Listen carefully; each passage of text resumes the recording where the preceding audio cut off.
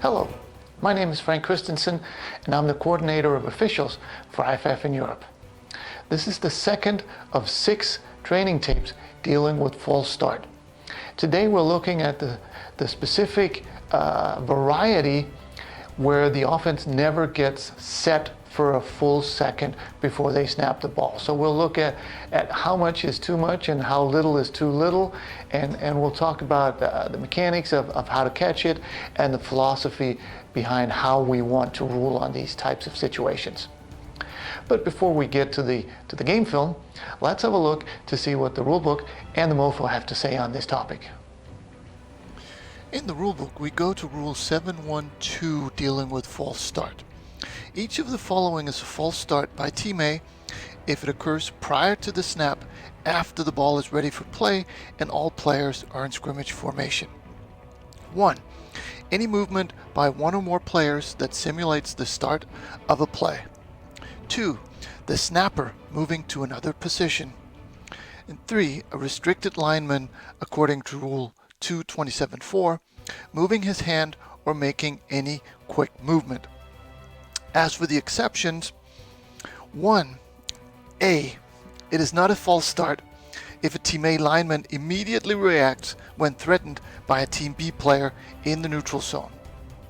B.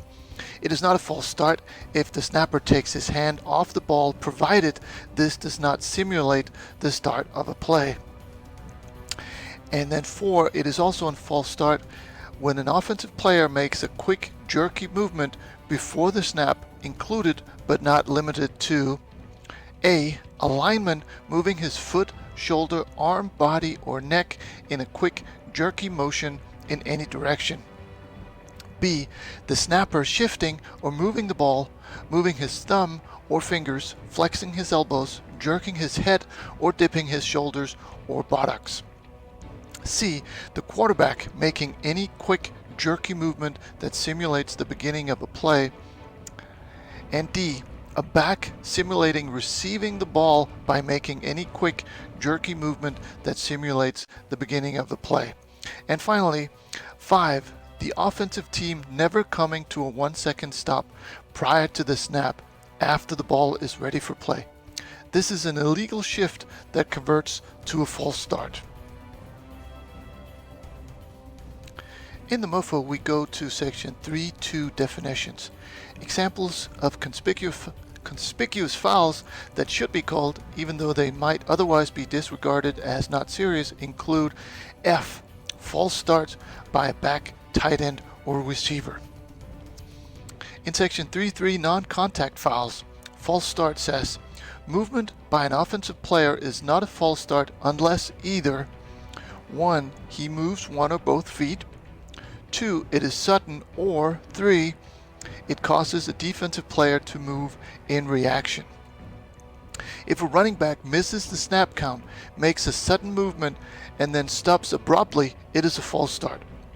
If he was generally going into motion, he wouldn't stop. And finally, if in doubt as to whether movement was prior to the snap or not, it was not. Don't be picky on this. Now, let's have a look at some game film.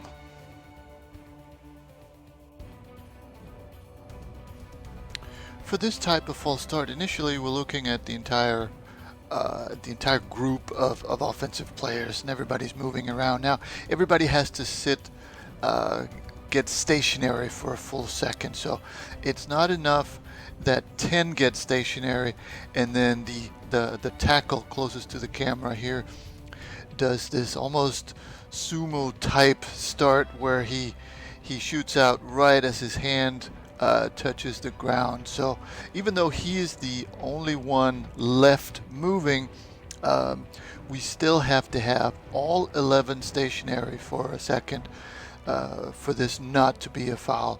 And when in question, we would much rather have this as a false start as an illegal shift, but in this case this should have been called as a false start.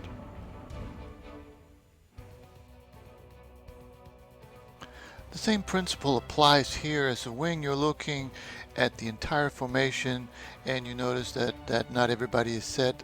And then if we look at the tight end here, he never really gets to be set, which means and the tackle doesn't either.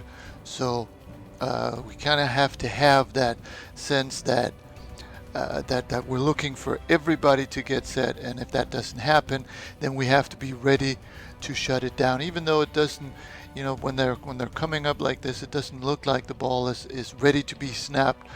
So we have to really be ready to shut this down, because this is not an illegal shift. This is a false start, and we shut this down correctly.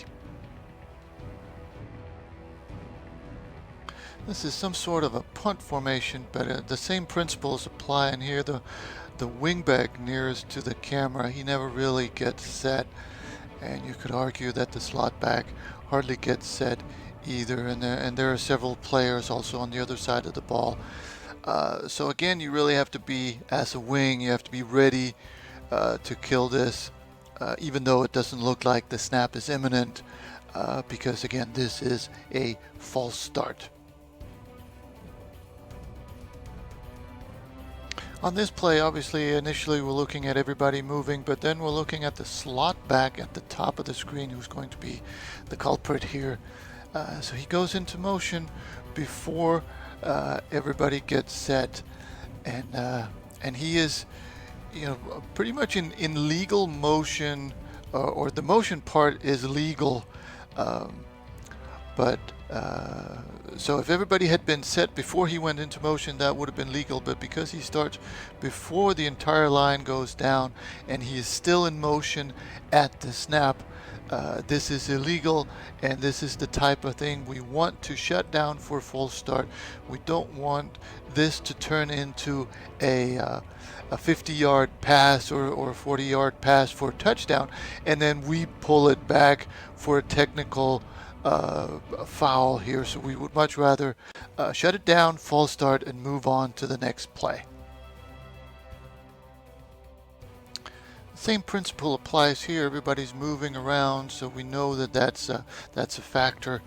And then, you know, right now number 2 goes into motion while people are still moving around. That needs to be an indicator for the wings that this is a potential issue, because if he's still in motion when the ball is snapped, which is the case here, simply because he goes into motion while people are still moving around, both the tight end or what would be the tight end and the split end here are moving around, this would then convert into a false start. So here we have a little bit more, it's not as surprising, we have a little bit more time to think about it, that this could be a problem because number 2 goes into motion.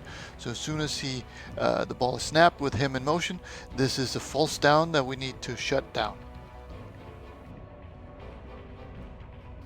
Here teammate comes out of a huddle, and obviously everybody's moving now, and it's a little bit of an indicator that 4 receivers go to one side.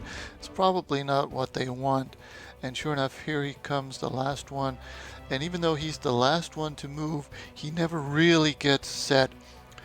So again, this is everybody has to set, and they don't, so this is correctly called as a false start for never getting set. Here's another punt formation with the offense only having 10 players on the field, and here comes number 11, and we go into the mechanic. Now the MoFo doesn't specifically say anything about this, but it's my experience that in scrimmage kick formations, it's a lot better, or it can be beneficial, to let the umpire cover the ball up as opposed to the center judge. Here the center judge tries, and here he's right there as the ball is snapped, and he's nowhere near ready for the ball to be put into play. But that's a different story. If we're looking at the 11th guy coming in, I don't know if that you can argue that he actually manages to stand still. He certainly is not stationary as the ball is snapped, and far from having a full second there. So this is correctly done, correctly shut down as a false start. These last two examples are of situations where it's just too marginal for us to call. We can let this go and still move on with the game. Everybody gets set. Everybody is stationary. The defense knows where everybody is. Everybody knows the snap is imminent. We may not have a full second if you want to go frame by frame, but I think this is one that we can leave alone and move on with life. The same principle applies here at the last example. They're coming out of their huddle, everybody's moving, and then the last receiver at the top of the screen just barely is set before the ball is snapped. But again, the defense knows the ball is being snapped. They know where everybody is.